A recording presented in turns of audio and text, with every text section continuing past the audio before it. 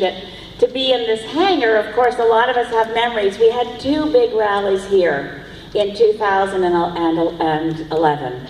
We had one that Arthur was here, and also we had Bill Henderson was here, and Des Kennedy, my friend, who did a wonderful reading from Denman Island. We had an amazing group of people speaking, and my dear friend Fraser Smith and Vicki Husband and Ken Wu moderated. I know, how many of you were at that rally?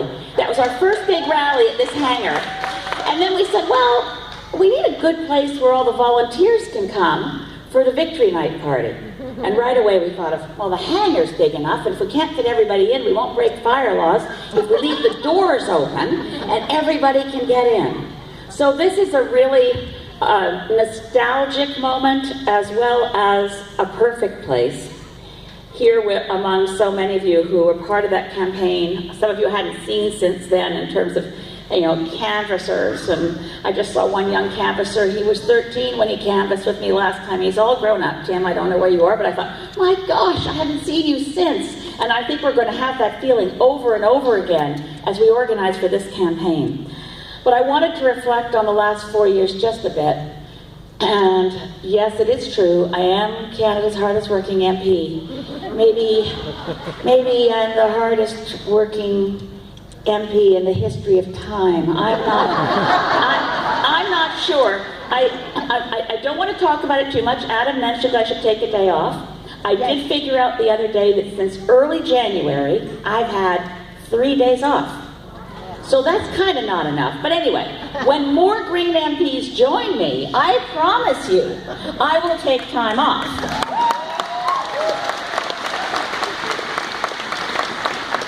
Because we've got a lot of work to do. So 4 years ago today, when I took the oath of office to be a member of Parliament, and I was joined by many of my volunteers from here and all my kids, and it was just it was quite overwhelming to take the oath of office and sign the great ledger to be a member of Parliament and find my seat in the House of Commons. And I have worked many, many, many long hours in that. And Sarah mentioned being in my seat for solidly. I couldn't leave. If I left my desk at all, I wouldn't have been able to vote on each one of my amendments, because the voting process in the House of Commons is interesting and somewhat archaic. But if you are not there at the moment the speaker reads out the thing we're voting on, and not still there when they announce how the vote went, your vote doesn't count. So you can't vote and run. I was there the whole time. So I just thought I'd summarize some of what I was able to do, because I remember distinctly, right after we went from, and you all remember this, we went straight from Greens can't get elected, ever, anywhere. A lot of you probably heard me tell the story of the time just about a few days before the vote. And I did an interview with CKNW in which the host said, with all due respect, you couldn't get elected dog catcher. Yeah, and I, at the time I thought, funny how that all due respect thing didn't make it to the end of the sentence. But with some time to digest his question, I realized that he was absolutely right. Because I would never run for dog catcher. I would be a terrible dog catcher.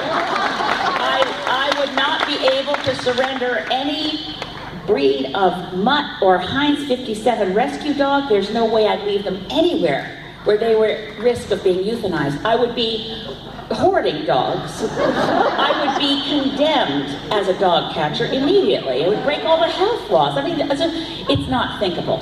So fortunately, I did know that although I would be a terrible dog catcher, I was running to be your member of Parliament, and I was fairly certain that I would be an excellent member of Parliament, because I love